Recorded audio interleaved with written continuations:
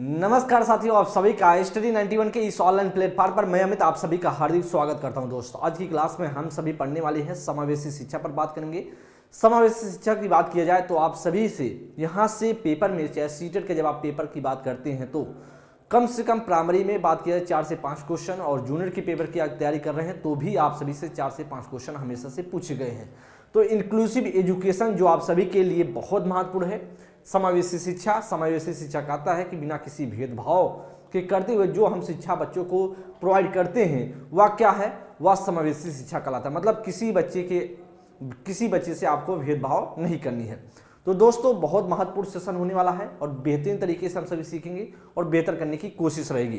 तो दोस्त, ये कुछ प्रश्नों की श्रृंखलाओं के माध्यम से हम इस चैप्टर को कवर करेंगे। जो आप सभी के पेपर में कुछ क्वेश्चन आए हुए हैं, कुछ मेरे द्वारा मॉडल किए गए हैं, बनाए गए हैं दोस्त, तो हर क्वेश्चन को बेहतरीन तरीके से सीखने वाले हैं।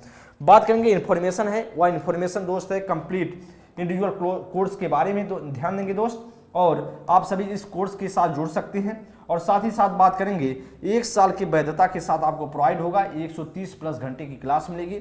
2 नंबर आप सभी के सामने दिया गया, अगर कोई दिक्कत हो इन नंबर पर आप सभी संपर्क कर सकते हैं।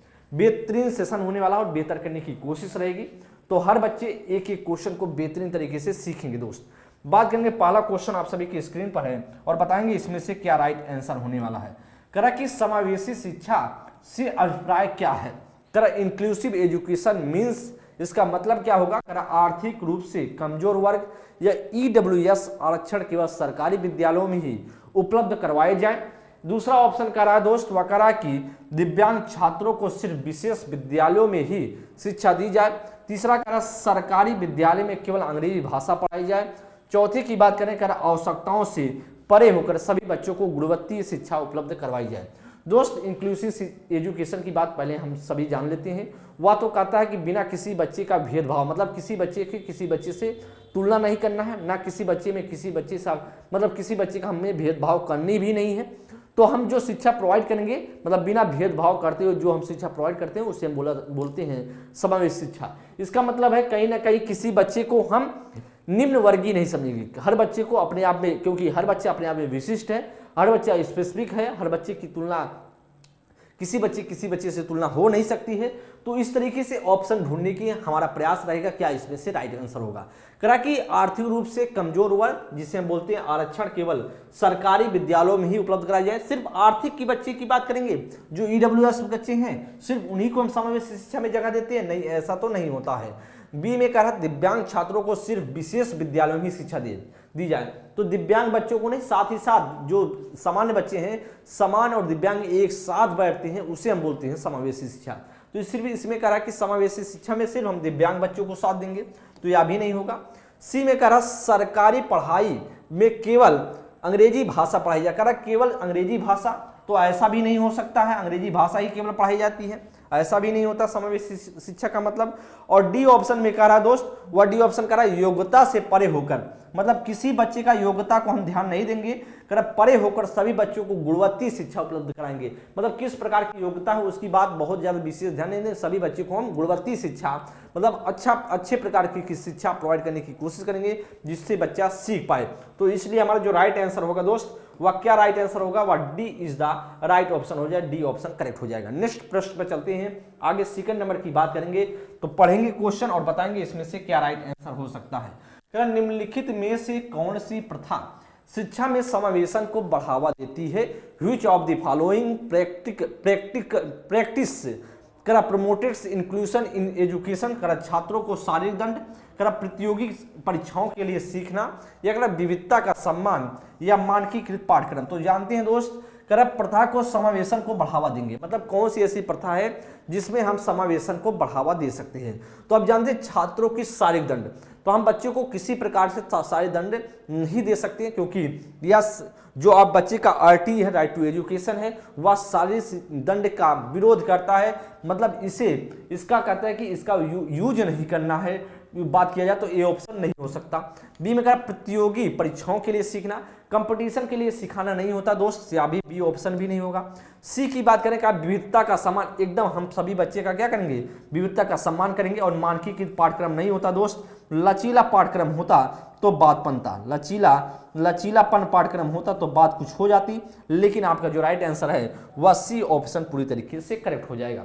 नेक्स्ट प्रश्न पर चलते हैं, थर्ड नंबर के लिए बताएंगे, एक सृजनात्मक बालक में निम्न में से कौन सा गुण मौजूद होंगे? कौन से सृजनात्मक बालक में कौन सा गुण मौजूद होगा? Which of the following qualities will be present in the creative child, मतलब कौन सा जो सृजनात्मक बालक में उसमें या गुण मौजूद होगा? कर अपसारी चिंतन, तो आप जानते हैं दोस्त एकदम अपसारी चिंतन होता है, अभिसारी चिंतन या अभिसारी नहीं होता है, क्लोज माइंडेड उनका नहीं तो ओपन माइंडेड तरीके से सोचते हैं। अमूर्त चिंतन की योग्यता, एकदम बात सही, यह भी राइट है, फर्स्ट भी राइट है। और नवीन आमुख उत्पादन की योग्यता, तो या तो आप जानते हैं यह भी सृजनात्मकता का गुण है। तो दोस्त आपका क्या राइट ऑप्शन हो सकता है? फर्स्ट जो आपका होगा फर्स्ट, थर्ड और फोर्थ, फर्स्ट, थर्ड और फोर्थ कौन से ऑप्शन में है? तो आपका किस में है? सी ऑप्शन में मिल रहा है। राइट आंसर क्या होगा? वह सी ऑप्शन पूरी तरीके से राइट है। इसी तरीके के कहीं ना कहीं प्रश्न आप सभी से पूछे जाते हैं। ऑप्शन को देखिए, जब आप सृजनात्मक बालक के बारे में जानते हैं तो फिर आपको ज्यादा करके सोचने की जरूरत नहीं है। ऑप्शन को देखिए फिर ढूंढते हुए चले जाइए किसमें सही हो रहा, क्योंकि अब सारी चिंतन आप जानते हैं सृजनात्मक बालक के गुण होते हैं। आप जानते हैं अमूर्त चिंतन की योग्यता बच्चे में पाई जाती है, यह भी सही है।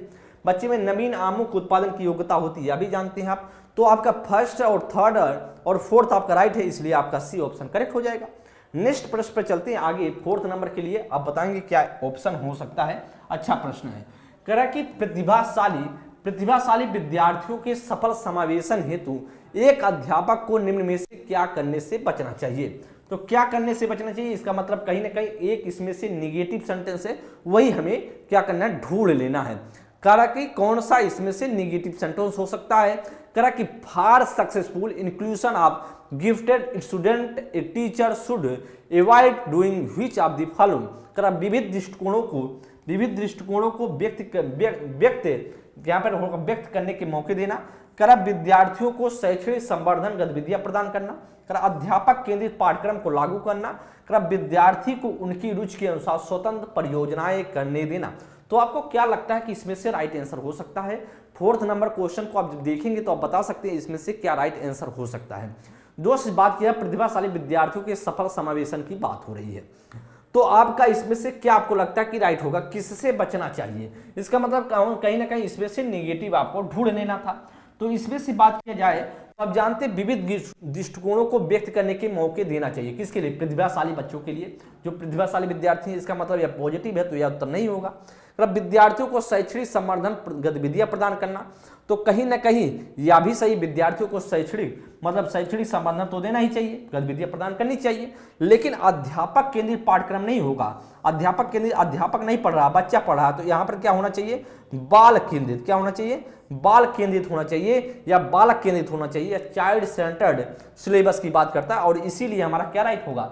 इसीलिए दोस्त हमारा जो राइट आंसर होगा वह सी ऑप्शन करेक्ट हो जाएगा। क्यों? क्योंकि जो गलत है वही हमको ढूंढ लेना था, तो सी ऑप्शन पूरी तरीके से राइट आंसर हो जाएगा। समझ में आ रहा होगा?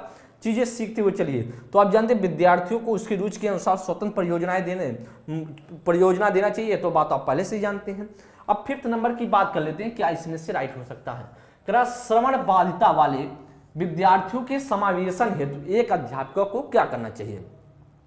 तो आपको क्या लगता है इसमें से क्या होना चाहिए राइट आंसर? करा उस वक्त बोलने से बचना चाहिए जब विद्यार्थी उनका चेहरा ना देख पाए। करा सांकेतिक भाषा के इस्तेमाल को हतोत्साहित करना चाहिए। करा सहायक तकनीक प्रौद्योगिकी के इस्तेमाल से बचना चाहिए, या जानकारी प्रक्रमण के लिए अतिरिक्त समय नहीं देना चाहिए। तो आपको क्या लगता है इसमें से राइट आंसर हो सकता है? अच्छा प्रश्न है और बताने की कोशिश करेंगे कि आपको लगता है कि राइट आंसर होगा। तो श्रवण बाधिता बालक वाले की बात हो रही है, श्रवण बाधिता की बालक की बात हो रही है, तो इसमें से आपको क्या लगता है कि राइट आंसर हो सकता है? बेहतरीन क्वेश्चन और बताने का प्रयास करेंगे क्या इसमें से करेक्ट ऑप्शन है दोस्त जी। तो कह रहा कि श्रवण बाधिता वाले बच्चों को लिए समावेशन अध्यापकों को क्या करना चाहिए? तो एकदम बात सही है कि उस वक्त बोलने से बचना चाहिए जब विद्यार्थी उसका चेहरा ना देख रहे हों। श्रवण बाधित है, जब श्रवण बाधित बच्चा है सुनाई कम देता है। अब मान लीजिए किसी बच्चे को सुनाई कम दे रहा है जब आप पढ़ा रहे हैं, तो जब क्लास में पढ़ाते हैं ना दोस्त, तो आपकी जो ओठ का हिलता है, चेहरा जो एक्सप्रेशन होता है आपका बताने का तरीका, तो जब बच्चा नहीं देख रहा होगा, जब आपके फेस को नहीं देख रहा होगा, तो आपकी बातों जब उसको सुनाई नहीं देता है, तो कुछ शब्द ऐसे होते हैं जो आपको बोलते हैं मान लीजिए सुनाई नहीं दे रहा, तो भी आप समझ जाते हैं कि आप बोलने का प्रयास हो रहा है। इसीलिए आपका जो इसमें से राइट आंसर होगा वह क्या हो सकता है, वह आपका राइट आंसर होगा दोस्त, आपका ए ऑप्शन करेक्ट हो जाएगा। क्या होगा, वह ए ऑप्शन पूरी तरीके से राइट होगा। बी में कह रहा सांकेतिक भाषा के इस्तेमाल को हतोत्साहित करना चाहिए, तो यहाँ पर हतोत्साहित नहीं, यहाँ प्रोत्साहित होता तो बात बनता, तो इसलिए यहाँ पर क्या होगा, यह हतोत्साहित यहाँ प्रोत्साहित होना चाहिए, इसलिए बी ऑप्शन गलत हो जाएगा। कह रहा सहायक तकनीक प्रौद्योगिकी के इस्तेमाल से बचना चाहिए। भाई सहायक सामग्री का इस्तेमाल तो करना चाहिए, तो कह रहा कि इससे क्या कर रहा है, कह रहा बचना चाहिए, तो यह भी क्या है, यह भी आपका गलत हो जाएगा सी ऑप्शन, क्योंकि बचना नहीं, उसको यूज करने की बात करता तो सही होगा। जानकारी प्रक्रमण के लिए अतिरिक्त समय नहीं देना चाहिए। भैया जब उसको सुनाई नहीं देता है तो एक्स्ट्रा टाइम तो हम देंगे, करा उसको एक्स्ट्रा टाइम अधिक मौके ना देना चाहिए, मतलब अधिक अतिरिक्त समय ना दे, तो यह भी पार्ट क्या हो जाएगा, इसी की वजह से यह गलत हो जाएगा। तो आपका जो राइट आंसर होगा वह क्या होगा, ए इज द राइट आंसर। आप सीख पा रहे होंगे, समझ पा रहे होंगे। नेक्स्ट प्रश्न पर चलते आगे 6 नंबर के लिए। समावेशी शिक्षा के लिए क्या जरूरी है, what is necessary for inclusive education, लचीला शिक्षा शास्त्र, अगम इमारत, अनम मानसिकता, मानकीकृत पाठ्यक्रम। तो आपको क्या लगता है कि इसमें से राइट आंसर हो जाना चाहिए, समावेशी शिक्षा के लिए क्या जरूरी है। बेहतरीन क्वेश्चन आप बताएंगे, इसमें से क्या आपको लगता है कि राइट आंसर होना चाहिए। तो जानते हैं समावेशी शिक्षा के लिए क्या जरूरी दोस्त, तो आपका जो इसमें होगा वह लचीला क्या होना चाहिए, शिक्षा शास्त्र होना चाहिए, ए ऑप्शन करेक्ट हो जाएगा। अगम इमारत नहीं, कोई रिजिड मतलब कठोरता वाला इमारत नहीं, कठोरता मानसिकता वाली नहीं होनी चाहिए, सब क्या होनी चाहिए, लचीली होनी चाहिए। तो अगर लचीला इमारत होता तो बात बनती, लचीली मानसिकता होती तो बनता, लचीली पाठ्यक्रम होती तो बात बनता। तो इसलिए दोस्त अगम का मतलब होता है कि कठोरता की बात कर रहा है, ये ऑप्शन आपका करेक्ट ऑप्शन हो जाएगा। नेक्स्ट प्रश्न पर 7 नंबर की बात कर लेते हैं। निम्न में से कौन सा सुविधाहीन और वंचित समूहों के शिक्षार्थियों को शामिल करने में मदद करता है, कौन सा आपको लगता है कि इसमें मदद करेगा, करा कि इसमें से क्या राइट आंसर हो सकता है। करा विविधता को महत्व या गैर प्रासंगिक पाठ्यक्रम, करा प्रमुख समूह की ओर केंद्रित शिक्षा शास्त्र या मानकीकृत परीक्षण। तो क्या आपको लगता है इसमें से राइट आंसर होना चाहिए, अच्छा प्रश्न है। और 7 नंबर के लिए आप सभी कमेंट कर सकते हैं क्या राइट आंसर होगा दोस्त। बेहतरीन प्रश्न, बेहतरीन श्रृंखलाएं हैं जो आप सभी के पेपर में पूछी जाती हैं। तो दोस्तों बात कर लेते हैं सुविधाहीन और सुविधावंचित। देखिए सबसे पहले अब बात करते हैं जो समावेशी शिक्षा के अंतर्गत बच्चे आते हैं, सामान्य और विशिष्ट दोनों प्रकार के बच्चे आते हैं। सामान्य तो आप तो जानते हैं, विशिष्ट में आपके प्रतिभाशाली भी आएंगे, दृष्टिबाधित बालक भी आएगा, श्रवण बाधित भी बालक आएगा। बच्चे की बात करें वह बच्चा सामाजिक आर्थिक रूप से पिछड़ा बच्चा आएगा, बच्चा अति सक्रिय बालक भी आएगा, बच्चा उसमें से चोरी करने वाला बच्चा आएगा, सही कोई भी मतलब सामान्य से इतर जितने प्रकार के बच्चे हैं सभी किस्में आएंगे वह विशिष्ट के अंतर्गत आएंगे। तो विशिष्ट के अंतर्गत यह भी एक बच्चे हैं सुविधाहीन और वंचित समूह का बच्चा है। तो उसके लिए करा क्या उसके शिक्षार्थियों को शामिल करने में मदद करेगा। तो दोस्तों आप जानते हैं किसी बच्चा सामाजिक आर्थिक रूप से पिछड़ा बच्चा है तो उसे हम क्या करें, विविधता के महत्व देंगे, क्योंकि वह उसमें भी हर बच्चे में इंपॉर्टेंट, हर बच्चे को हम इंपॉर्टेंस देंगे। हर बच्चा आपके लिए, हर बच्चा सभी बच्चा आपके लिए बच्चा ही बच्चा है, मतलब क्योंकि ध्यान देंगे आपको पढ़ाना है। तो जो भी किसी प्रकार का बच्चा है, देखिए किसी बच्चे को आप छोड़ रहे हो, किसी समाज के वर्ग के बच्चों को छोड़ रहे हो, आप पढ़ा नहीं रहे हो, इसका मतलब है आप सही तरीके से चीज़ों को यूज नहीं कर पा रहे हो, सही तरीके से प्रोवाइड नहीं कर पा रहे हो। तो इसलिए विविधता को महत्व हमको देना है। अगर गैर प्रासंगिक पाठ्यक्रम, अगर हम सामाजिक आर्थिक रूप से पिछड़ा बच्चा है, सुविधाहीन बच्चा है, तो उसे तो हम गैर प्रासंगिक तो नहीं पढ़ाएंगे, प्रासंगिक वाला चीजें पढ़ाएंगे। तो इसलिए दोस्त बी भी क्या होगा, गलत हो जाएगा। करा प्रमुख समूह की ओर केंद्रीय शिक्षा शास्त्र, किसी समूह की ओर ठेलिए, तो ऐसा आप जबरदस्ती काम कर रहे हैं, नहीं हो सकता। मानकीकृत परीक्षण वैसे नहीं होगा। करा स्टैंडर्डाइजेशन, जो एक स्टैंडर्ड जो टेस्ट है उसकी बात करा, लचीला परीक्षण होता तो बात बनता। तो आपका राइट आंसर क्या होगा, पूरी तरीके से ए ऑप्शन करेक्ट हो जाएगा। ऐसे क्वेश्चन आपके पेपर में कहीं ना कहीं देखने को मिलेंगे। हर प्रश्नों को देखते हुए चले, समझते हुए चले। नेक्स्ट प्रश्न पर चलते हैं आगे। नेक्स्ट प्रश्न पर चलते हैं 8 नंबर की बात कर लेते हैं। शिक्षा में समावेशन का क्या तात्पर्य है, करा कि क्या तात्पर्य है। Inclusion in education means that छात्रों को उनकी क्षमता के आधार पर चुनिंदा रूप से प्रवेश दिया जाता है। छात्र समूह की मांग के अनुसार समायोजन करते हैं। व्यक्तिगत विभिन्नताओं के बावजूद सभी छात्र एक ही स्कूल में पढ़ते हैं। विकलांग छात्र अलग से विशेष स्कूल में पढ़ते हैं। जी जब आप क्वेश्चन देख रहे होंगे तो आपको लग रहा होगा कहीं ना कहीं बहुत सरल प्रश्न है, गलतियां आपको नहीं लग, जैसे शिक्षा में समावेशन का मतलब मैंने कहा किसी बच्चे के साथ हमें भेदभाव नहीं करनी है, सभी बच्चे को हम शिक्षा प्रोवाइड करेंगे। तो करा कि छात्रों को उनकी क्षमता के अनुसार चुनिंदा रूप से प्रवेश देंगे, भाई उनकी क्षमता के अनुसार ऐसा कुछ करेंगे, क्षमता के अनुसार चुनिंदा रूप से प्रवेश देंगे। तो एक तरीके से आप टेस्ट करने की बात कर रहे हैं, उनका एक तरीके से क्षमता को आंक रहे हैं, नहीं, सभी बच्चों को हम समान तरीके से। छात्र स्कूल की मांग के अनुसार समायोजन करते हैं, छात्र स्कूल की मांग के अनुसार नहीं, स्कूल छात्र के मांग के अनुसार समायोजन करेगा। स्कूल जो है वह छात्र के अनुसार समायोजित करेगा अपने आप को, या भी क्या होगा, गलत हो जाएगा, उल्टा लिखा गया है। सी में करा व्यक्तिगत भिन्नताओं के बावजूद सभी छात्र क्या होते हैं, एक ही विद्यालय में पढ़ते हैं। एकदम बात सही है कि हर बच्चे में क्या है, इंडिविजुअल डिफरेंसेस है, हर बच्चे व्यक्ति भिन्नताएं हैं। अगर वैयक्तिक भिन्नताएं हैं तो हर बच्चे को हम क्या करेंगे, इनके बावजूद भी हर बच्चे को हम एक साथ बैठा करके पढ़ाने की कोशिश की जाती है, समावेशन का मतलब है यही। इसलिए दोस्त आपका सी ऑप्शन करेक्ट हो जाएगा। विकलांग छात्र अलग से विशेष स्कूलों में पढ़ते हैं, ऐसी बात नहीं है, विशेष विद्यालय पढ़ेंगे तो उनको हीनता का शिकार होगा और चीजें सही तरीके से बच्चा समझ नहीं पाएगा। दोस्त आपका डी ऑप्शन भी क्या हो जाएगा, गलत ऑप्शन होगा, C is the right answer. Next प्रश्न पर चलते हैं, 9th नंबर की बात कर लेते हैं। विविध पृष्ठभूमि के बच्चों को सीखने की सुविधा के लिए एक शिक्षक द्वारा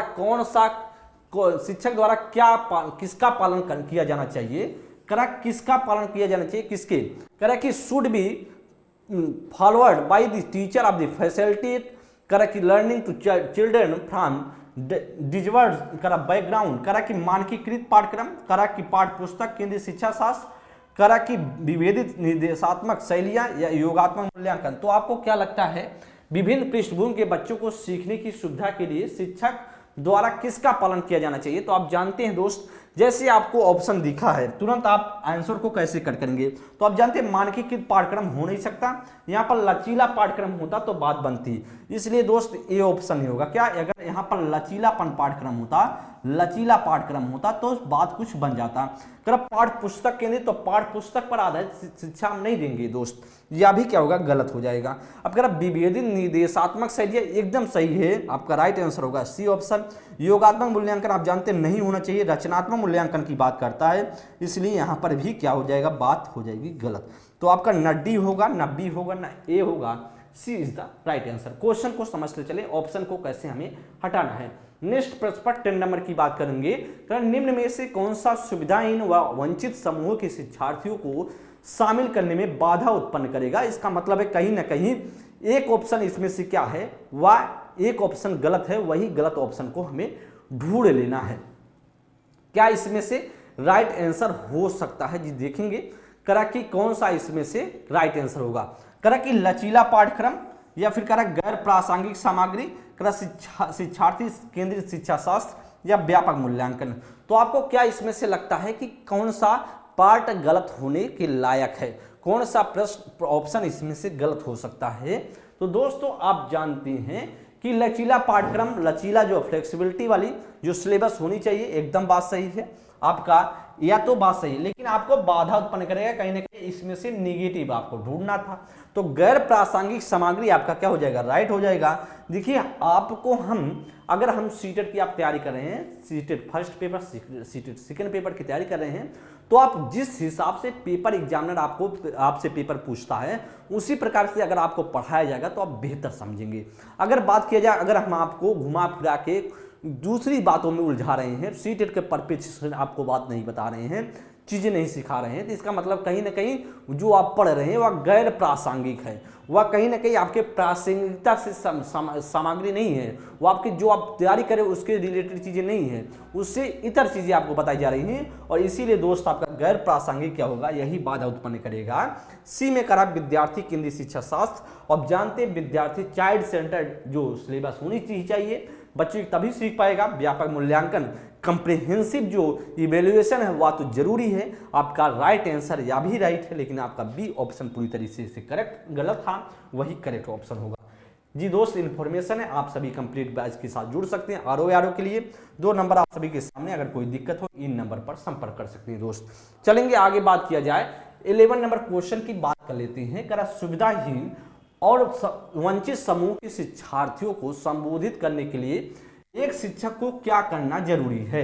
क्या करना इसमें से जरूरी है, जी बताएंगे इसमें से क्या हो सकता है।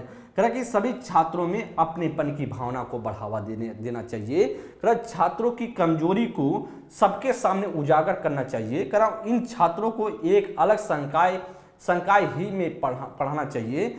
सभी छात्रों के लिए मानकीकृत पाठ्यक्रम का प्रयोग करना चाहिए। जी आप बताएंगे इसमें से आपको क्या लगता है कि राइट आंसर हो सकता है।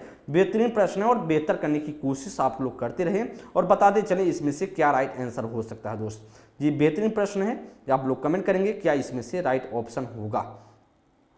जी दोस्त इसमें से बताएंगे क्या आपका इसमें से करेक्ट ऑप्शन हो सकता है।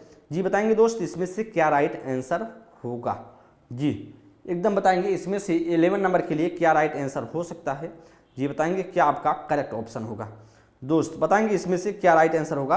आप जानते हैं भैया कि कह कि संबोधित करने के लिए कह सुविधाहीन वंचित समूह के शिक्षार्थियों को संबोधित करने के लिए एक शिक्षक को क्या करना चाहिए। तो अगर सभी छात्रों में अपनेपन की भावना को बढ़ावा चाहिए, एकदम सही है। अपनेपन की बढ़ावा देंगे तो बच्चा समझेगा जहां हम जा रहे हैं पढ़ने वहां हमारा क्षेत्र है, हम अपने क्षेत्र में जाते हैं पढ़ने, हमें कोई भेदभाव नहीं की जाती है, हमारे अंदर कोई ऐसी भावना नहीं जागृत की जाती है कि जो बच्चों के बीच भड़काव जैसी डर हो, इस तरीके तनाव जैसी मानसिकता नहीं पैदा की जाती है। अपनापन लगता है, अपनेपन की भावना जागृत होती है और इसीलिए बच्चे को क्या करना चाहिए, ऐसे शिक्षक को अपनाना चाहिए। और राइट आंसर होगा हमारा ए। छात्रों की कमजोरी को सबके सामने उजागर कर देना चाहिए। भाई बच्चा गलत बता दिया, बच्चा गलती कर दिया तो उसके सामने सबके सामने कहेंगे देखो गलती कर दिया, देखो गलती नहीं करना चाहिए। मतलब एक तरीके से भड़काओगे तो बच्चे को पढ़ाने के लिए आप बच्चा आया, पढ़ने के लिए बच्चा आया, बच्चे को आप पढ़ा रहे हो, बच्चे को भगाने के लिए नहीं। बच्चे अब भगाने के लिए आपको नहीं नौकरी मिली है, आप भगाने के लिए शिक्षक नहीं बने हो। तो दोस्त इसलिए आपका बी ऑप्शन क्या होगा, गलत हो जाएगा। कर इन छात्रों को एक अलग संकाय में ही पढ़ाना चाहिए। भाई सुविधाहीन बच्चा है, वो वंचित समूह का बच्चा किसी कारण से सुविधाहीन है, वंचित समूह का बच्चा है, उसे भी उसे साथ में लेकर चलना है क्योंकि समावेशी का मतलब यही होता है। इसलिए दोस्त सी ऑप्शन भी गलत हो जाएगा। सभी छात्रों के लिए मानकीकृत पाठ्यक्रम का प्रयोग करना चाहिए। तो कहा कि सभी छात्रों के लिए मानकीकृत पाठ्यक्रम, एकदम बात सही है। आपका क्या होना चाहिए, या मानकीकृत पाठ्यक्रम नहीं होगा, यहाँ पर क्या होना चाहिए था, लचीलापन। क्या होना चाहिए, लचीलापन पाठ्यक्रम की बात करता है, लचीलापन पाठ्यक्रम की बात करता है। इसलिए दोस्त आपका डी ऑप्शन भी गलत होगा।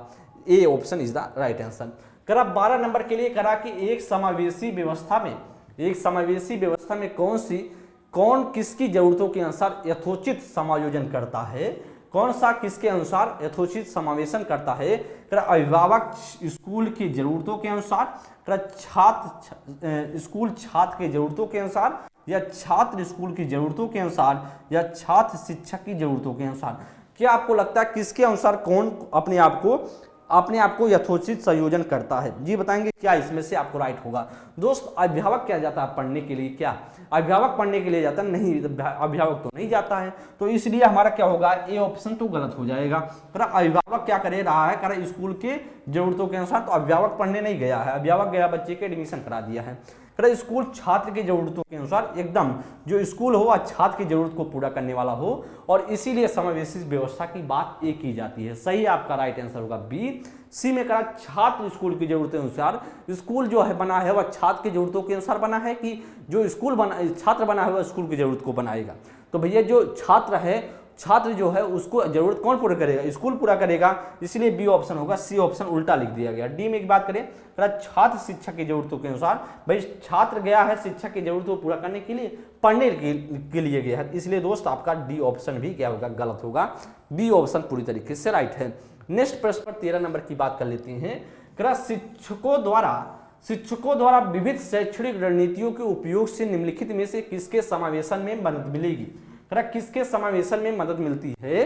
वाक बाधित वाले छात्र, प्रतिभाशाली वाले छात्र, या दृष्टि बाधित वाले छात्र, या सृजनात्मक वाले बच्चे। फर्स्ट ए ऑप्शन में फर्स्ट, बी ऑप्शन में सेकेंड और थर्ड, सी में first second third fourth, D में फर्स्ट सेकेंड थर्ड और फोर्थ। शिक्षकों द्वारा विविध शैक्षणिक रणनीतियों के उपयोग से निम्नलिखित में से किसके समावेशन में मदद मिलेगी, किसके समावेशन में मदद मिलती। अच्छा प्रश्न है कि दोस्त आप जानते हैं वह बच्चा वाग बाधित वाला बच्चे को हम सम्मिलित करेंगे, दृष्टि बाधित वाले को भी सम्मिलित करेंगे, वह प्रतिभाशाली बच्चा उसको भी सम्मिलित करेंगे, सृजनात्मक बालक है उसको भी। तो इसका मतलब कहीं ना कहीं आपको चारों प्रकार के बच्चे को हमको क्या करना है, चारों प्रकार के बच्चों को व्यवस्थित करना है। समावेशन का मतलब होता है किसी को हम भेदभाव नहीं करेंगे, सबको मिला जुलाकर एक साथ पढ़ाने की कोशिश करेंगे और समझाने की कोशिश रहेगी दोस्त। तो इसमें से जो आपका राइट आंसर होगा वह पूरी तरीके से D option is the right answer, क्योंकि फर्स्ट, सेकंड, थर्ड, फोर्थ सभी के सभी ऑप्शन राइट हैं, तो डी ऑप्शन पूरी तरीके से करेक्ट होगा। 14 नंबर के लिए कह रहा है निम्नलिखित में से क्या सृजनात्मकता वाले विद्यार्थियों की विशेषता नहीं है? कौन सी इसमें से सृजनात्मक बालक वाले बच्चों के लिए विशेषता नहीं हो सकती है? Which of the following is not a characteristics of the student with the creativity. तो करेक्ट सृजनात्मक बालक वाले बच्चों की विशेषता कौन सी नहीं है? कि उनकी समस्या को सुलझाने का कौशल उच्च कोटि का होता है। वे विभिन्न तरीके से समस्याओं का समाधान कर सकते हैं। उनमें नए विषयों को सीखने की जिज्ञासा कम होती है। वे अक्सर नए विचारों और नवाचारों के साथ आते हैं। तो आपको लगता है क्या 14 नंबर के लिए आपको क्या इसमें से करेक्ट ऑप्शन लगता है? जी दोस्त बताएंगे आपको क्या इसमें से करेक्ट ऑप्शन हो सकता है। उनकी समस्याओं को सुलझाने का उच्च कोटि का सुलझाने का कौशल उच्च कोटि का होता है। एकदम बात सही है। क्या है? एकदम बात सही है। इसका मतलब कहीं ना कहीं हमें निगेटिव ढूंढना था। वे विभिन्न तरीकों से समस्याओं का समाधान कर लेती हैं या भी जानते हैं। उनमें नए विषयों को सीखने की जिज्ञासा कम नहीं होती है।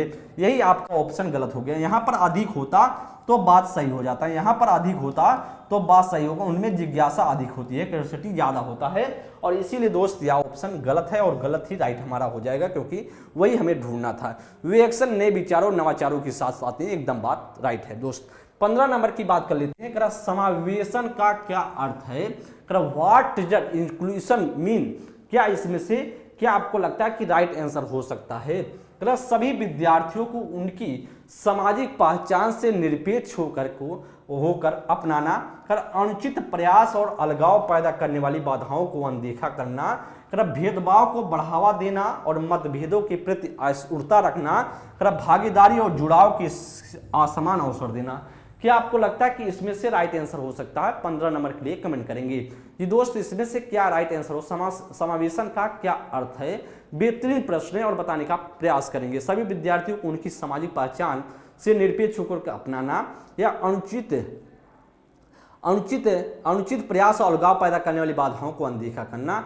क्या आपको लगता है क्या इसमें से राइट आंसर होगा दोस्त? तो आप जानते हैं इसमें से बहुत महत्वपूर्ण प्रश्न है और जैसे ऑप्शन को पढ़ेंगे आपको लग जाएगा कि इसमें से क्या ऑप्शन हो सकता है दोस्त। जी एकदम आपको लग गया होगा क्या इसमें से करेक्ट होगा। तो क्या होगा? ए ऑप्शन पूरी तरीके से राइट है, क्योंकि सभी विद्यार्थियों को उनकी सामाजिक पहचान से निरपेक्ष होकर के, मतलब सामाजिक पहचान से क्या मतलब, उन तो बच्चे पढ़ने हैं, जो क्लास में बच्चा आ गया सभी बच्चे आपके लिए स्टूडेंट हैं, सभी बच्चे सीखने के लिए आए हैं, सभी बच्चे लर्नर हैं, सभी बच्चे अधिगमकर्ता हैं। आपको सभी बच्चों को सिखाना है, तो पूरी तरीके से ये ऑप्शन राइट होगा। अनुचित प्रयास और अलगाव पैदा करने वाली बाधाओं को अनदेखा नहीं करना दोस्त। आप शिक्षक के तौर पर सारी चीजों को देखेंगे। भेदभाव को बढ़ावा देना और मतभेदों के प्रति असहिष्णुता। भेदभाव को बढ़ावा नहीं देंगे। अगर भेदभाव को बढ़ावा देंगे तो देखते हैं आप कि जो मिड डे मील योजना चल रहा है और नामांकन बढ़ाने के लिए, भेदभाव को कम करने के लिए इसीलिए योजना चल रहा है दोस्त। आपका डी ऑप्शन भी गलत हो जाएगा, क्योंकि असमान अवसर नहीं समान अवसर देना चाहिए, या फिर डी ऑप्शन भी गलत है, सी भी गलत है और बी भी सही गलत है। A is the right answer. Next प्रश्न पर 16 नंबर की बात कर लेते हैं। समावेशी शिक्षा यह प्रतिपादित करती है कि हमें किसको दुरुस्त करने के लिए किसको बदलना चाहिए? करेक्ट, किसको दुरुस्त करना? जी बताएंगे इसमें से क्या राइट आंसर होगा। Inclusive education process that we should change to correct. तंत्र प्रणाली अध्ययनकर्ता के पर समाज विद्यालय पाठचर्या या अध्ययनकर्ता तंत्र प्रणाली या विद्यालय पाठ्यक्रम या प्रतिस्पर्धा। क्या आपको लगता है कि इसमें से राइट आंसर होना चाहिए? जी बताएंगे इसमें से आपको क्या लगता है कि करेक्ट ऑप्शन हो जाना चाहिए राइट। जी दोस्त इसके लिए बताएंगे 16 नंबर के लिए क्या आपको लगता है कि राइट आंसर होना चाहिए। जी बेहतरीन क्वेश्चन है और बताने का प्रयास करेंगे क्या इसमें आपको लगता है कि करेक्ट ऑप्शन हो सकता है। जी बताएंगे 18 नंबर के लिए क्या इसमें से राइट आंसर होगा। तो दोस्तों जानते हैं समावेशी शिक्षा यह प्रतिपादित करती है कि हमें किसके अनुसार अधिगमकर्ता को दुरुस्त करने के लिए तंत्र प्रणाली को बदलना चाहिए। तो यहाँ पर क्या होना चाहिए? आपका होना चाहिए अधिगमकर्ता। क्या होना चाहिए? अधिगमकर्ता होना चाहिए। अधिगमकर्ता होना चाहिए। अधिगमकर्ता को दुरुस्त करने के लिए क्या करना चाहिए, तंत्र प्रणाली को बदलना चाहिए, तंत्र प्रणाली को बदलना चाहिए। तो आपका इसमें से क्या राइट आंसर होगा, वो आपका सी ऑप्शन पूरी तरीके से राइट हो जाएगा। क्या होगा, सी ऑप्शन पूरी तरीके से करेक्ट ऑप्शन होगा। नेक्स्ट प्रश्न पे चलते आगे 17 नंबर के लिए, समावेशी शिक्षा के लिए निम्न में से क्या सहायक है। समावेशी शिक्षा के लिए निम्न में से कौन सा चीजें इसमें से सहायक हो सकती हैं। Which of the following is helpful for the inclusive education. विद्यार्थियों के बीच प्रतिस्पर्धा की भावना, अनम पाठ्यक्रम और अनम स्कूल कैलेंडर, या विद्यार्थियों की आवश्यकता के अनुसार उचित आवास, या सख्त शिक्षक केंद्रित शिक्षा शास्त्र। क्या आपको लगता है कि इसमें से राइट आंसर होगा, समावेशी शिक्षा के लिए निम्न में से कौन सहायक हो सकता है। तो अब जानते हैं विद्यार्थियों के बीच प्रतिस्पर्धा की भावना, तो बीच प्रतिस्पर्धा की भावना हम जागृत करेंगे नहीं, क्योंकि बच्चे में ईर्ष्या भाव हमें नहीं उठाना है। अनम पाठ्यक्रम और अनम स्कूल कैलेंडर, तो यह भी क्या होगा, बात गलत हो जाएगी दोस्त। तो आप जानते हैं इसमें से क्या होनी चाहिए, विद्यार्थियों की आवश्यकता के अनुसार उचित आवास की व्यवस्था करेंगे, और समावेशी शिक्षा के लिए यही सहायक चीजें हो सकती हैं। सख्त शिक्षक केंद्रित शिक्षा शास्त्र, आप जानते हैं बालक की बाल केंद्रित होनी चाहिए, और वो भी सख्त लिखा है, यह भी बात होगी गलत। दोस्त आपका सी ऑप्शन पूरी तरीके से राइट है, तो C is the right option. 18 नंबर की बात कर लेते हैं, कि जनजातीय समुदायों कि विद्यार्थियों के सफल समावेश के लिए एक शिक्षिका को निम्न में से किससे बचना चाहिए। इसका मतलब कहीं ना कहीं आपको इसमें से निगेटिव पॉइंट ढूंढना है। तो निगेटिव इसमें से क्या लगता है कि आपका निगेटिव सेंटेंस होगा, उनके दैनिक जीवन और परिवेश से उदाहरण शामिल करना, कि उनकी सामाजिक सांस्कृतिक संदर्भ को महत्व सम्मान देना, या फिर करा कि पाठ्यक्रम में उनकी संस्कृति में प्रचलित लोकगीतों और गीतों को शामिल करना, या फिर करा कि उन संप्रतियों को पढ़ना जो उनके जीवन के लिए पूरी तरीके से अप्रासंगिक है। दोस्त इसमें से क्या करा कि जनजातीय समूह के विद्यार्थियों के लिए निम्न में से सफल समावेशन के लिए एक शिक्षिका को निम्न में से किससे बचना चाहिए। दोस्त अगर मान लीजिए जितनी भी शिक्षिकाएं लोग देख रही हैं, आप लोग ध्यान देंगे कि अगर मान लीजिए आपकी ड्यूटी जो लग जाती है, सहायक अध्यापक के तौर पे आप नियुक्त होते हैं, और आपकी ड्यूटी लग जाती है किसी जनजातीय क्षेत्र में, जैसे सोनभद्र एरिया में लग जाता है, तो आप वहां के बच्चों को जो पढ़ा रहे हैं जब, तो आप किससे बचने की कोशिश करेंगे, यही आपसे प्रश्न पूछ रहा है। एक टीचर के तौर पर आपको क्या लगता है कि आपके परिप्रेक्ष्य में क्या इसमें से राइट ऑप्शन होना चाहिए। किससे बचना चाहिए, इसका मतलब कहीं ना कहीं इसमें से 3 पॉइंट इसमें से राइट है, और जो एक इनकरेक्ट है वही हमें ढूंढना, वही हमारा आंसर होगा। उनके दैनिक जीवन और परिवेश से उदाहरण शामिल करना चाहिए। एकदम बात सही है, जो बच्चे को पढ़ाए उनके दैनिक जीवन से जुड़ा हो, जो परिवेश से जुड़ा हो, उनके एनवायरनमेंट से जुड़ा होगा, तो बच्चा बेहतर सीखेगा। इसका मतलब ए ऑप्शन तो हमारा राइट होगा। उनके सामाजिक सांस्कृतिक संदर्भ को महत्व और सम्मान देना चाहिए। एकदम भाई साहब, सामाजिक सांस्कृतिक उनके सोशल कल्चर को हम क्या करने इंपॉर्टेंस देंगे, इसका मतलब यह भी पॉइंट सही है। पाठ्यक्रम को उनकी संस्कृति में प्रचलित लोकगीतों को शामिल करेंगे। भाई उनके पाठ्यक्रम, उनके सिलेबस में उनके जो प्रचलित लोकगीत हैं, जो उनके कल्चर हैं, उनको हमको शामिल करेंगे, तो बच्चा सीखेगा, अच्छा लगेगा उससे सीखने में। इसका मतलब है आपका फर्स्ट, सेकंड और जो ए, बी और सी, ये तीनों पॉइंट आपके राइट है, लेकिन डी ऑप्शन पूरी तरीके से गलत है, और गलत ही राइट होगा, क्योंकि उनके संप्रतियों को पढ़ना, उन संप्रतियों को पढ़ना, उन कॉन्सेप्ट को पढ़ना जो उनके जीवन के लिए पूरी तरीके से अप्रासंगिक लिखा है, या तो यही तो बात बिगड़ गई, क्योंकि प्रासंगिक होता तो बात बनती है। उनसे रिलेटेड कोई मतलब नहीं, अगर भाई रिलेटेड नहीं तो बच्चा क्यों सीखेगा, उसी से बचना चाहिए, और इसीलिए आपका जो राइट आंसर होगा 18 का हमारा डी ऑप्शन करेक्ट हो जाएगा। दोस्त सीख पा रहे होंगे, समझ पा रहे होंगे। नेक्स्ट प्रश्न पे चलते हैं 19 नंबर के लिए। समावेशी शिक्षा का सिद्धांत निम्न में से किसे बढ़ावा देता है।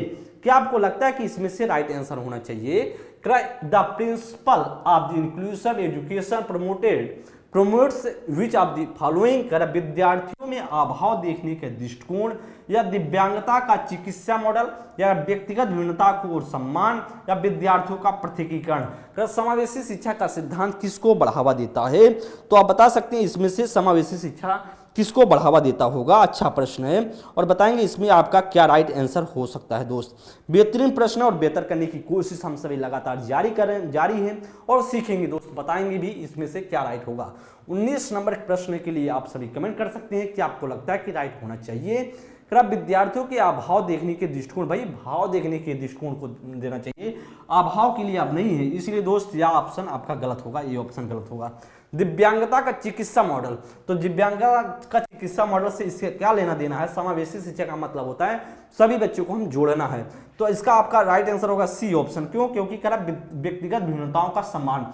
देखिए आपके समावेशी शिक्षा की बात करें तो समावेशी शिक्षा में व्यक्तिगत भिन्नताओं से होते हुए भी सभी बच्चे एक साथ जुड़ करके पढ़ते हैं, लिखते हैं, समझते हैं, सारी चीजें गेन करने की कोशिश करते हैं, जानकारी एडॉप्ट करते हैं। दोस्त सारी चीजें उनमें व्यक्तिगत भिन्नताएं हैं हर बच्चे में, क्योंकि हम हैं चाहे आप हैं या कोई भी व्यक्ति है, हर व्यक्ति में क्या है, व्यक्ति भिन्नताएं, इंडिविजुअल डिफरेंसेस है। जब इंडिविजुअल डिफरेंसेस है तो दोस्त इसका मतलब कहीं ना कहीं हमें सम्मान करना चाहिए और उसको ध्यान में रखते हुए बच्चे को पढ़ाना चाहिए। और इसीलिए दोस्त आपका जो राइट आंसर होगा वह हमारा क्या होगा, सी ऑप्शन पूरी तरीके से करेक्ट ऑप्शन है। क्या है? पूरी तरीके से सी ऑप्शन राइट है। डी में कह विद्यार्थियों का पृथकीकरण। जब पृथकीकरण आप कर दे रहे हैं, बच्चे में क्या कर रहे हैं, अलगाव कर रहे हैं, तो बच्चा फिर समावेशी शिक्षा का सिद्धांत कहाँ रह गया, प्रिंसिपल्स उसके कहाँ रह गए, उसके सिद्धांत इंक्लूसिव एजुकेशन का कहाँ रह गया। तो दोस्त इसीलिए आपका क्या डी ऑप्शन भी आपका गलत हो जाएगा। इसलिए दोस्त C is the right option. Next प्रश्न पे चल लेते हैं। 20 नंबर की बात करते हैं। कारण उन विद्यार्थियों के सफल समावेशन के लिए जिन्हें श्रवण बाधिता है, एक शिक्षिका को क्या करना चाहिए। भाई जो बच्चा श्रवण बाधित है, बच्चे को सुनाई नहीं देता है, तो उसके लिए शिक्षिका को क्या करना चाहिए, सांकेतिक भाषा का प्रयोग हतोत्साहित करना चाहिए, व्यापक रूप से मौखिक स्पष्टीकरण का प्रयोग करना चाहिए, व्याख्यान के ऑडियो टिप का प्रावधान करना चाहिए, पर्याप्त गैर मौखिक अभिव्यक्ति का प्रयोग करना चाहिए। क्या आपको लगता है कि इसमें से राइट होगा? बेहतरीन प्रश्न और बेहतर करने की कोशिश हम सभी जारी कर रहे हैं और दोस्त बताएंगे इसमें से आपको क्या लगता है कि राइट आंसर होने की चांसेस है। उन विद्यार्थियों के सफल समावेशन के लिए जिन्हें श्रवण बाधिता है उनको क्या करना चाहिए, कह सांकेतिक भाषा का प्रयोग को हतोत्साहित करना चाहिए। भाई बढ़ावा देना चाहिए था, यहाँ पर हतोत्साहित लिखा है, इसका मतलब कहीं ना कहीं यहाँ पार्ट आपका गलत हो गया। ये ऑप्शन नहीं होगा। कह व्यापक रूप से मौखिक स्पष्टीकरण देना चाहिए। जब हमें सुनाई ही नहीं देता तो आप चिल्लाओ ना, कोई फर्क पड़ेगा? कुछ नहीं फर्क पड़ने वाला है। इसलिए दोस्त आपका बी ऑप्शन भी क्या होगा, गलत ऑप्शन है। व्याख्यान के ऑडियो टेप का प्रावधान। भाई व्याख्यान का आप ऑडियो टेप लगा दीजिए, डीजे लगा दीजिए, क्या फर्क पड़ने वाला, जब हमें सुनाई नहीं देता है। यहाँ पर लिखा हुआ ना कि श्रवण बाधिता की बात हो रही है, तो दोस्त इसमें से आपका सी ऑप्शन भी गलत होगा। पर्याप्त गैर मौखिक अभिव्यक्ति का प्रयोग करना चाहिए, मतलब आपको कम से कम क्या करना चाहिए, कम से कम मौखिक अभिव्यक्ति का प्रयोग करेंगे तो बच्चा ज्यादा सुन पाएगा। जितना हो सके आपको मौखिक अभिव्यक्ति का यूज कम करें। और इसीलिए दोस्त आपका क्या होगा, या डी ऑप्शन पूरी तरीके से राइट है, सी ऑप्शन गलत होगा, डी ऑप्शन पूरी तरीके से करेक्ट ऑप्शन हो जाएगा। नेक्स्ट प्रश्न पर चलते हैं दोस्त। इन्फॉर्मेशन है, आरो यारो का बुक है प्री और मेंस के लिए, हिंदी अपनी हिंदी की पुस्तक, आरो यारो की जो समानांजन की पुस्तक है प्री और मेंस दोनों के लिए, आप सभी इसे परचेज कर सकते हैं ऑनलाइन ऑफलाइन दोनों तरीके से। दोस्त बहुत महत्वपूर्ण बुक है, बहुत महत्वपूर्ण जो पुस्तक बनाई गई है, मैंने आप या बुक बहुत बेहतरीन तरीके से देखा है और समझा भी परखा, बहुत बेहतरीन बनाई गई है दोस्त। नेक्स्ट प्रश्न पर चलते हैं 21 नंबर की 21 नंबर के लिए बताएंगे क्या इसमें से राइट होगा। निम्नलिखित में से कौन सा विकल्प दी गई विशिष्ट अधिगम वरीयता वाले विद्यार्थियों के समावेशन हेतु यथोचित संयोजन रणनीति का सही युग्म है। क्या आपको लगता है कि इसमें से राइट आंसर होना चाहिए? श्रवणात्मक लिखित कार्यों के आधार पर मूल्यांकन, दृश्यात्मक मुख्य रूप से व्याख्यान के माध्यम से वितरित विषय वस्तु, गति संवेदी निष्क्रिय सुनने की अपेक्षा करें, स्पर्शनीय अधिगम के लिए हाथों द्वारा करके अनुभव। तो इसमें से क्या लगता है सही युग्म कौन सा होना चाहिए? ये आपसे पूछ रहा है सही युग्म इसमें से क्या आपको लगता है कि हो जाना चाहिए? श्रवणात्मक लिखित कार्यों के आधार पर मूल्यांकन। भाई श्रवणात्मक किसी जो श्रवणात्मक है बच्चा सुनाई नहीं देता तो लिखित कार्य के आधार पर मूल्यांकन करेंगे। कौन सा सही युग्म होगा? दृश्यात्मक मुख्य रूप से व्याख्यान के माध्यम से वितरित विषय वस्तु। जब बच्चे को दिखाई नहीं देता है तो फिर मुख्य रूप से व्याख्यान की बात करेंगे, या फिर गत संवेदी, बच्चे को गत संवेदी निष्क्रिय सुनने की अपेक्षा, बच्चे निष्क्रिय सुनने की अपेक्षा करेंगे, या स्पर्शनीय अधिगम के लिए हाथों द्वारा अनुभव। तो इसमें से कौन सा आपको लगता है कि सही मिलान हो रहा है? तो भैया श्रवणात्मक है, सुनाई कम देता है, तो लिखित कार्य के आधार पर मूल्यांकन करेंगे। तो लिखित कार्य के आधार पर करे कि दृश्यात्मक है, इसके आधार पर तो स्पर्शनीय है, स्पर्श करने वाला बच्चा है तो अधिगम के लिए क्या हाथों का इस्तेमाल के द्वारा अनुभव करेगा। एकदम बात सही है। आपका राइट आंसर क्या होगा? इसमें से डी ऑप्शन पूरी तरीके से राइट हो जाएगा। क्या होगा? इसमें से आपका डी ऑप्शन राइट आंसर होगा। गत संवेदी के लिए निष्क्रिय सुनने की अपेक्षा करेंगे? नहीं भैया, दृश्यात्मक है, वह दृश्यात्मक है तो आपका मुख्य रूप से व्याख्यान के माध्यम से करेंगे। भाई उसको दिखाई नहीं देता है तो उसको व्याख्यान के आधार पर, तो इस तरीके से बात करें कारण विद्यार्थियों के समय यथोचित संयोजन रणनीति का सही युग्म है, यथोचित संयोजन का सही युग्म की बात कर रहा था। तो आपका क्या इसमें से राइट आंसर की बात कर रहा, तो राइट आंसर होगा आपका D is the right option. क्या होगा दोस्त, आपका डी ऑप्शन पूरी तरीके से राइट हो जाएगा।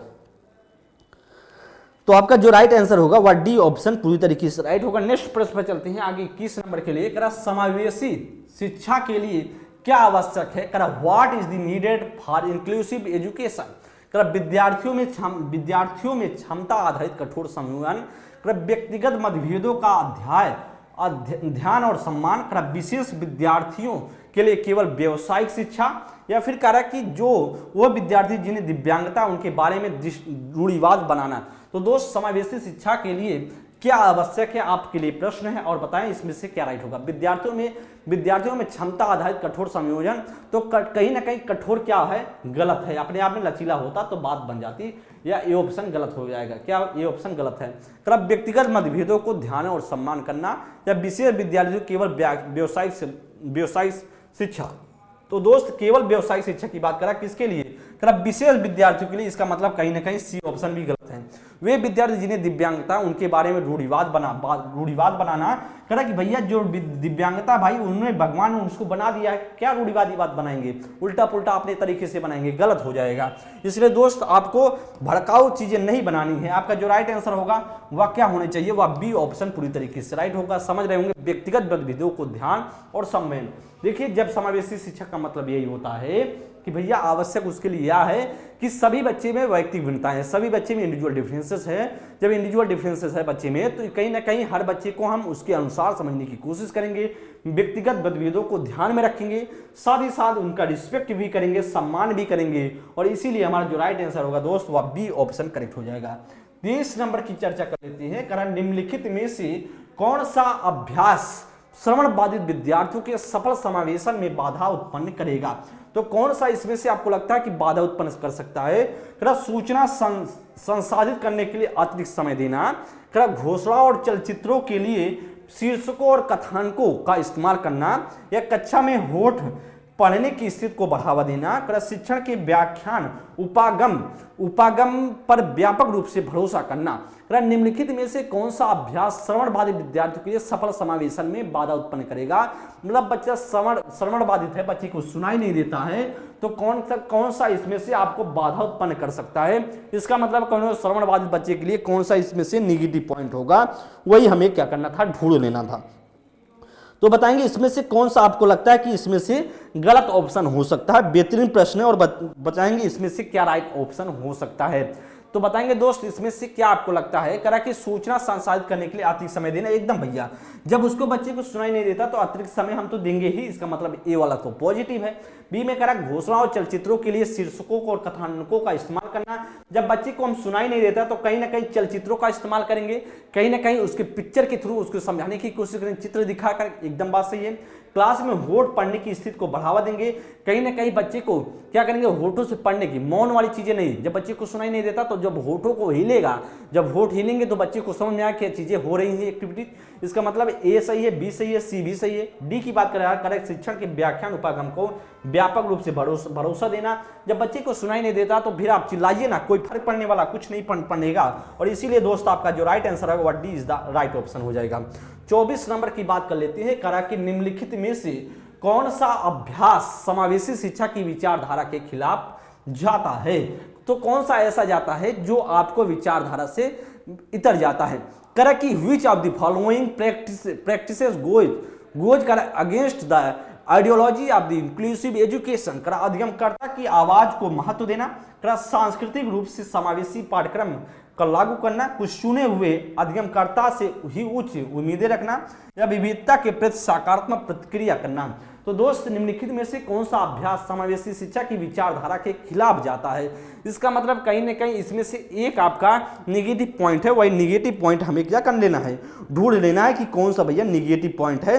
जी हमें ढूंढना था कि कौन सा नहीं। अधिगमकर्ता की आवाज को महत्व देना, एकदम बात सही है। समावेशी शिक्षा का मतलब है कि जो अधिगमकर्ता, जो लर्नर है, जो बातें कर रहा है उसके हम महत्व देंगे, उसके बातों को समझने की कोशिश करेंगे। इसका मतलब ए ऑप्शन तो सही है। बी में कह रहा सांस्कृतिक रूप से समावेशी पाठ्यक्रम को लागू करेंगे, एकदम कल्चरल जो कल्चरल रूप से जो सिलेबस है उसको हम महत्व देंगे।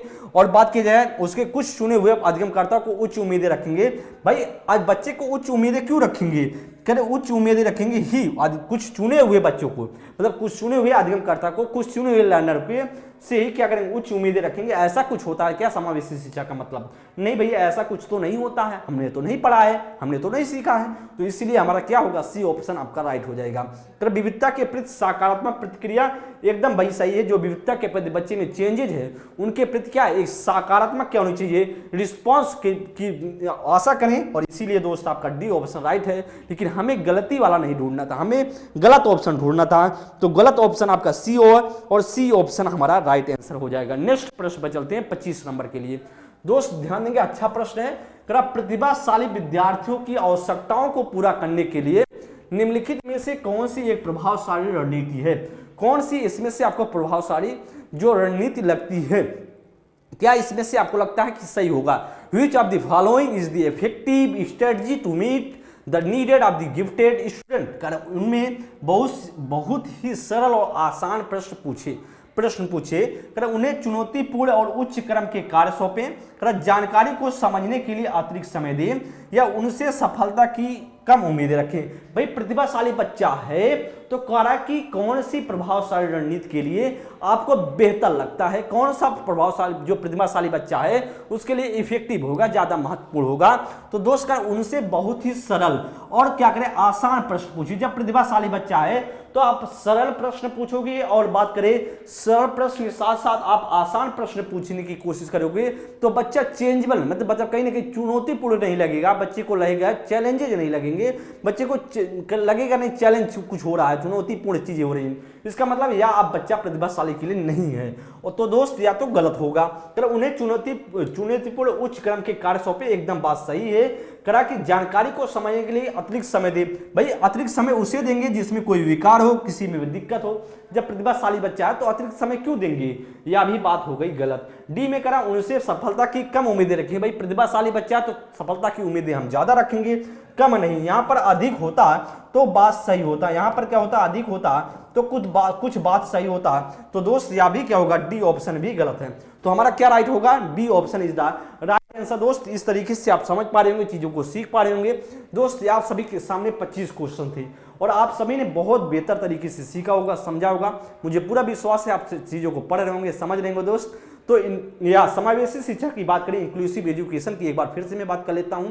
आप सभी के पेपर की बात करें, चाहे सीटेट का फर्स्ट पेपर आप दे रहे हो, चाहे आप सीटेट का सेकंड पेपर दे रहे हो, दोनों की बात यह है कम से कम आपको 3 से 4 प्रश्न, अधिकतम 4 या 5 प्रश्न देखने को मिलते हैं। दोस्त आप प्रीवियस ईयर के क्वेश्चन उठाओगे तो आपको देखने को मिल जाएगा। समावेशी शिक्षा बहुत महत्वपूर्ण है और समावेशी शिक्षा से जुड़ा हुआ पूरा सिलेबस ही आप सभी से सीटेट प्रश्न पूछता ही है। आरटीई, समावेशी शिक्षा, आपका एनईपी, ये सभी एनईपी की बात करें, एनसीएफ की बात करें, इसी अगर इस चीज़ों को आप पढ़ लेते हैं, कॉन्सेप्ट को समझ लेते हैं तो पूरा आपको पेडागोजी का पार्ट समझ में आ जाएगा दोस्त। इस तरीके से आपका जो यह पार्ट था समावेशी शिक्षा का वह पूरी तरीके से समाप्त हुआ दोस्त। नेक्स्ट सेशन में हम नेक्स्ट टॉपिक के साथ आप सभी के सामने हाजिर होंगे। तब तक के लिए दोस्त बहुत बहुत धन्यवाद। आप सभी स्वस्थ रहे, मस्त रहे, चीज़ों को बेहतरीन तरीके से सीखें और बेहतर करने की कोशिश हमेशा से जारी रखें दोस्त। और जब जैसा भी आपको सेशन लगा हो जरूर आप कमेंट बॉक्स में जा करके अपनी राय दे सकते हैं दोस्त। नेक्स्ट क्लास मिलेंगे, बहुत बहुत धन्यवाद, थैंक यू।